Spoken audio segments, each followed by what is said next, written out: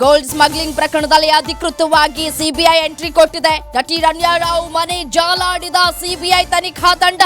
ಸುಮಾರು 1 ಗಂಟೆಗಳ ಕಾಲ ರಣ್ಯಾ ರಾವ್ ಮನೆ ಪರಿಶೀಲನೆ. ಬೆಂಗಳೂರಿನ ರಣ್ಯಾ ಫ್ಲಾಟ್ನಲ್ಲಿ ಸಿಬಿಐನಿಂದ ತಲಾಶ್. ಗೋಲ್ಡ್ ಸ್ಮಗ್ಲಿಂಗ್ ಕೇಸ್ ಸಂಬಂಧ ಇಂಚಿಂಚು ಮಾಹಿತಿಯನ್ನ ಕಲೆ ಹಾಕುವಂತಹ ಕೆಲಸಕ್ಕೆ ಮುಂದಾಗಿದೆ ಸಿಬಿಐ.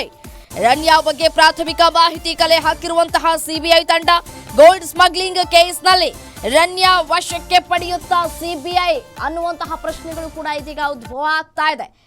ಡಿಆರ್ಐ ಅಧಿಕಾರಿಗಳು 3 ದಿನಗಳ ಕಾಲ ತಮ್ಮ ವಶಕ್ಕೆ ಪಡೆದುಕೊಂಡು ತನಿಖೆಯನ್ನ ಮಾಡುವಂತಹ ಕೆಲಸವನ್ನ ಮಾಡಿದ್ರು.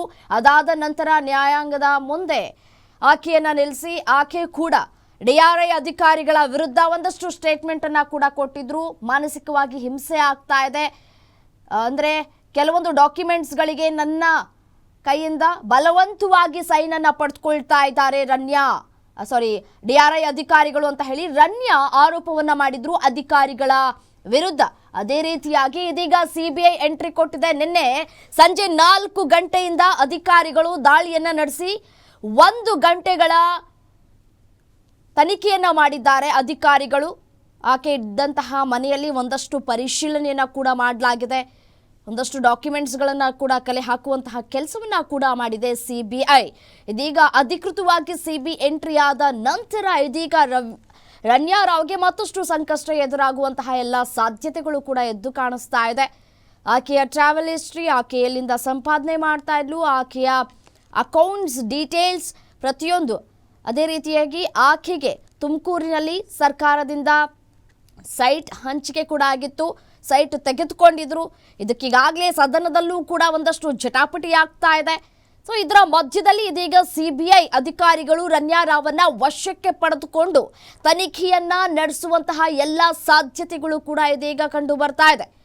ಡಿಆರ್ಐ ತನಿಖೆ ಮಾಡುವಂತಹ ಸಂದರ್ಭದಲ್ಲಿ ರಣ್ಯಾ ರಾವ್ ಕಣ್ಣೀರು ಹಾಕಿದ್ ಬಿಟ್ರೆ ಬೇರೆ ಯಾವ ವಿಚಾರವನ್ನು ಆಕೆ ಬಾಯಿ ಬಿಟ್ಟಿಲ್ಲ ಅನ್ನೋದು ಕೂಡ ಡಿಆರ್ಐ ಅಧಿಕಾರಿಗಳು ಹೇಳಿರುವಂಥದ್ದು. ಅದೇ ರೀತಿಯಾಗಿ ಡಿಆರ್ಐ ಅಧಿಕಾರಿಗಳು ಮತ್ತಷ್ಟು ದಿನ ಆಕೆಯನ್ನ ತಮ್ಮ ವಶಕ್ಕೆ ಪಡೆದುಕೊಳ್ತಾರೆ ಅನ್ನುವಂತಹ ನಿರೀಕ್ಷೆಯನ್ನ ಇಟ್ಕೊಳ್ಳಲಾಗಿತ್ತು.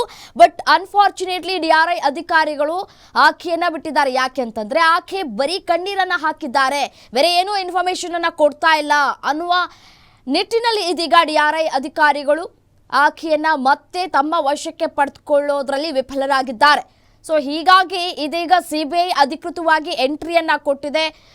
ನಿನ್ನೆ ಸಂಜೆ 4 ಗಂಟೆಗೆ ಸಿಬಿಐ ಅಧಿಕಾರಿಗಳು ಆಕೆ ಇದ್ದಂತಹ ಮನೆಯಲ್ಲಿ ಶೋಧ ಕಾರ್ಯವನ್ನು ನಡೆಸಿದೆ.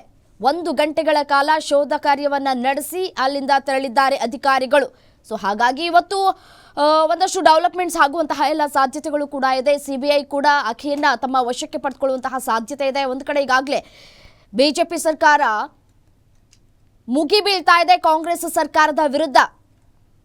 ಯಾರೋ ಸಚಿವರ ಕೈವಾಡ ಇದೆ, ಯಾರು ಆಕೆಗೆ ಸಪೋರ್ಟ್ ಮಾಡಿದ್ದು ಅಂತ ಹೇಳಿ ಪ್ರಶ್ನೆಯನ್ನ ಮಾಡ್ತಾ ಇದ್ದಾರೆ. ಅದೇ ರೀತಿಯಾಗಿ BY ವಿಜಯೇಂದ್ರ ಕೂಡ ಒಂದಷ್ಟು ಪೋಸ್ಟ್ ಅನ್ನ ಮಾಡಿದ್ರು ಎಕ್ಸ್ ಖಾತೆಯಲ್ಲಿ. ಆಕೆಗೆ ಹವಾಲಾ ದಂಧೆಯ ಕಂಪನಿಯವರು ಕೂಡ ಜೊತೆಗಿರಬಹುದು ಅಂತ ಹೇಳಿ ಅನುಮಾನಗಳನ್ನ ಕೂಡ ವ್ಯಕ್ತಪಡಿಸಿದ್ದಾರೆ ಕಾರ್ತಿಕ್.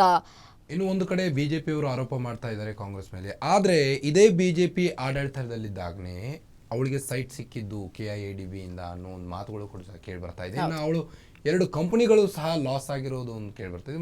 ಒಂದು ಕಂಪನಿಯ ನೇಮನ್ನು ಕೂಡ ಚೇಂಜ್ ಮಾಡಿದ್ರಂತೆ. ಸಾಕಷ್ಟು ಅನುಮಾನಗಳು ಮೂಡ್ತಾ ಇದೆ. ಇನ್ನು ಅವರ ಕುಟುಂಬಸ್ಥರ ಮೇಲೂ ಕೂಡ DRI ತನಿಖೆಯನ್ನು ಆರಂಭಿಸಿತ್ತು. ಅವರ ಮಲತಂದೆ ಹೆಸರು ಕೂಡ ಇದರಲ್ಲಿ ಕೇಳಿ ಬರ್ತಾ ಇತ್ತು ಈ ಒಂದು ಸೈಟ್ ವಿಚಾರದಲ್ಲಿ. ಬಟ್ ಬಿಜೆಪಿ ಅವರು ಹೇಳ್ತಾರೆ ಎಲ್ಲ ಕಾನೂನಾತ್ಮಕವಾಗಿಯೇ ಅವರಿಗೆ ಆ ಸೈಟ್ ದೊರಕಿದ್ದು ಅಂತ. ಏನಾಗ್ಬೋದು ಬೆಳವಣಿಗೆ ಅಂತ ಅಂದ್ರೆ ಈಗಾಗಲೇ ಒಂದಷ್ಟು ವಿಚಾರಗಳು ಬಯಲಿಗೆ ಬಂದಿದ್ದಾಗಿದೆ. ಏನೇ ಸಮಜಾಯಿಷಿ ಕೊಟ್ಟರೂ ಕೂಡ ಎಲ್ಲವೂ ಆಗಿದ್ದು ಪ್ರೂವ್ ಆಗಿರುವಂಥದ್ದು. ಸೊ ನೆಕ್ಸ್ಟ್ ಸಿಬಿಐ ಎಂಟ್ರಿ ಕೊಡ್ತಾ ಇರೋದ್ರಿಂದ ಏನಾಗತ್ತೆ ಅನ್ನೋದು ಪ್ರಶ್ನೆ ಈಗ.